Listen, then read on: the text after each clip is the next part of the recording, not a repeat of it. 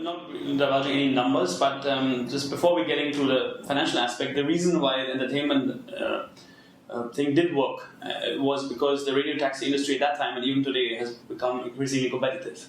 So a lot of private equity players have put money into it, and new companies were coming about.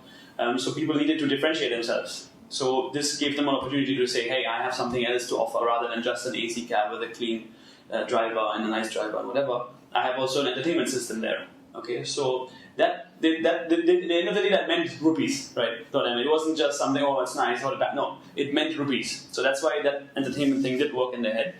And yes, besides that, of course, they have nothing to lose, number one, right? We're doing everything for them. It's a turnkey solution. And then at the same time, they do provide us the space and provide us access to the passenger. So they would be seeing some kind of revenue share coming from the advertiser. That's usually how it works.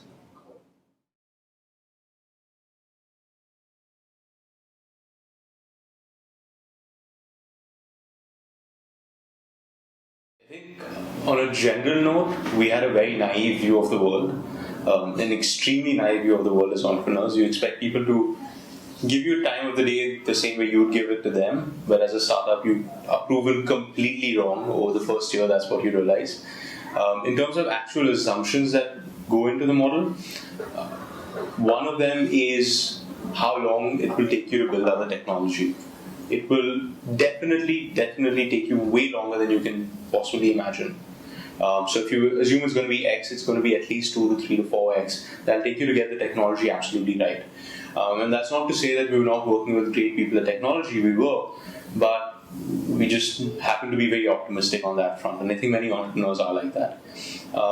Besides that, in terms of how long it will actually take you to start generating revenue and you get acceptance with the market, that was also something you enter optimistically and thinking that, well, you obviously get your own idea, but convincing and educating other people of it does take a fair amount of time, which is something we realized.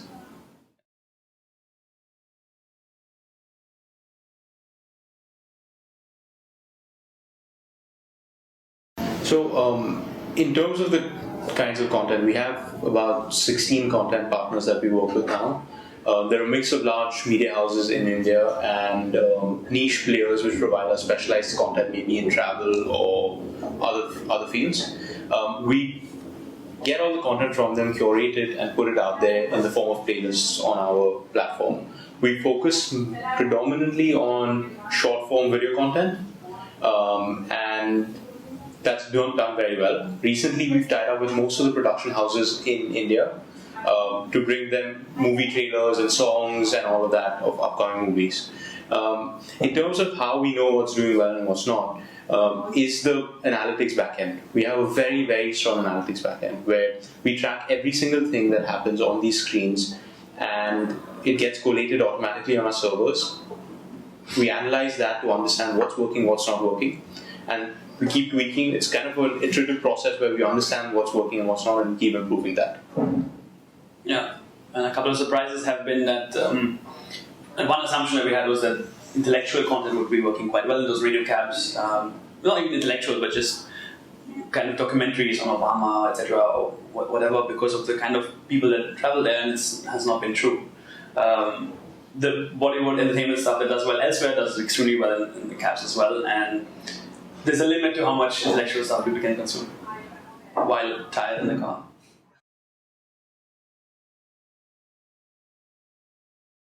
And that's a very good point, because that's one of the most how do I put this, important things for us to keep in mind as Enroute. The line between what does the advertiser want and what does the viewer want. We have to be very, very careful. We cannot give too much choice, we cannot give too little choice. We have to keep the passenger engaged, and at the same time there has to be room for the advertiser to have impact, right?